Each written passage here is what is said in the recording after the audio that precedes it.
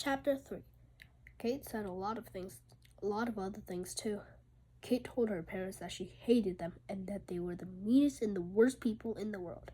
She said she never got anything special or good, and even when she did, they always ruined it. She said they didn't love her and all they cared about was their stupid phones. I wish I could tell you that she said these things in a calm, reasonable tone, but she didn't. She yelled them as loudly as she could. Then she said that this was the worst birthday ever, and her mother told her to go to her room. And she said, "Fine, I will." And then she slammed the door, even though at the exact moment her mom was yelling at her not to slam the door. Kate stayed in her room for the rest of the afternoon. None of the things Kate said were strictly true, except maybe the one about it being the worst birthday ever. Although when she was 2, she had a fever and spent her whole birthday throwing up, so it was a close call. Deep in her heart, Kate knew that. She knew that her problems weren't real problems, at least not compared with the kinds of problems kids had in stories.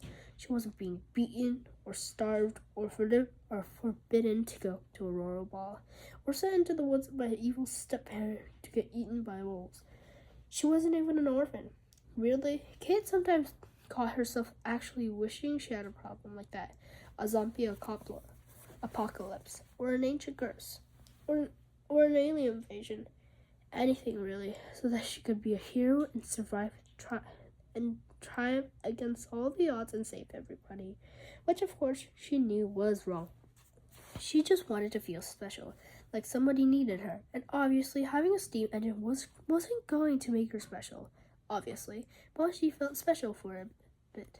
And now her mom was going to send it back to wherever steam engines came from.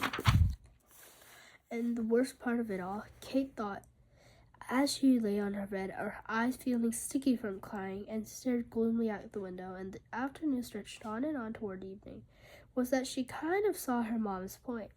Kate hated to admit it, even to herself, but even though the train was really awesome, it was also insanely big and kind of ridiculous.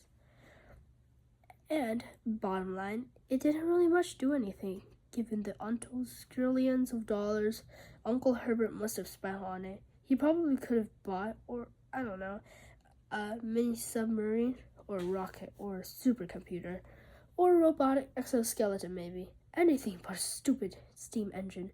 Maybe he could return it and they could keep the cash instead. Someone knocked on the door. She could tell from what the knock was. Tom. She didn't answer.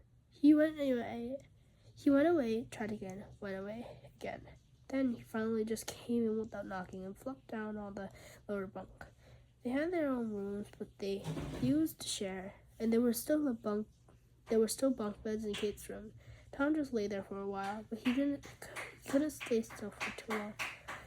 He always seemed to have more energy than he could comfortably store in his body, and he had to burn it off somehow.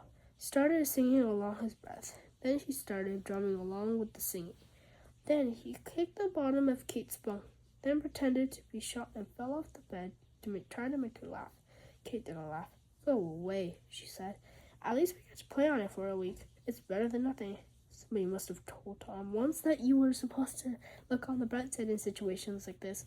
She wished he wouldn't. It was annoying. Nobody ever took Tom's presents away. He never got sent to his room. Or it seemed like that anyway. More silence. He still didn't go away. I think it's on fire," Tom said. "Good. Why are you being mean about the chain?" "'Cause I hate it." "Why?" "Because I ate everything, including you." "That's not very nice." "I'm not trying to be nice."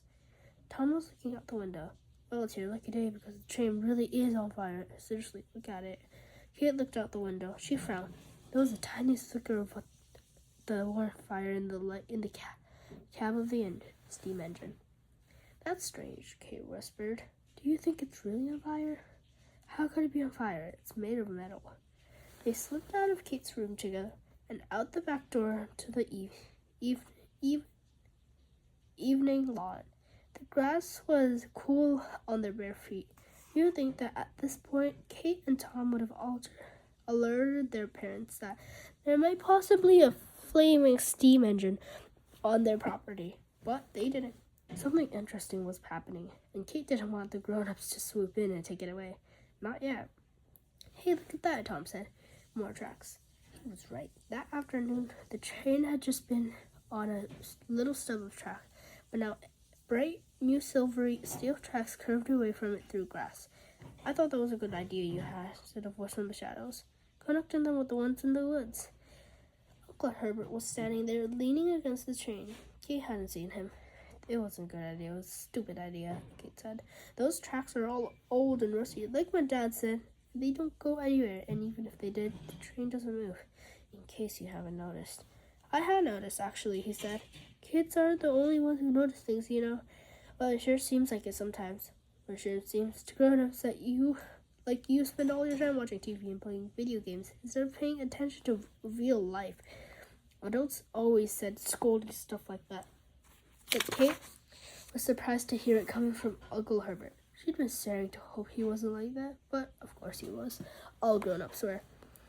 Why should I pay attention to real life, she said. Real life is boring. How do you know it's boring if you don't pay attention to it? Well, maybe real life should pay attention to me sometime. Perhaps. Uncle Herbert said quietly, like he was trying to sound all mysterious. The world is more interesting than it appears. Well, that would be great, crossed her arms, because it appears really boring. What about that mysterious find the train? Is that boring?